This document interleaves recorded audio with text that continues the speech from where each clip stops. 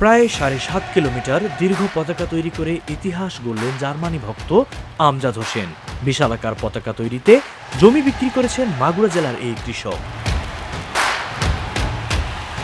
জার্মানির প্রতি ভালোবাসা থেকেই এক যুগেরও বেশি সময় ধরে পতাকা তৈরির ব্যতিক্রমী উদ্যোগ নিয়েছেন আমজাদ হোসেন।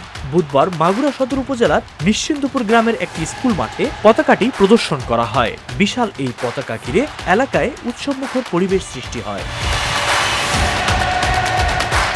আমজাদ হোসেন জানান, জটিল এক রোগে আক্রান্ত হওয়ার পর জার্মানির তৈরি হোমিওপ্যাথিক ওষুধ সেবন করে তিনি সুস্থ হয়ে ওঠেন।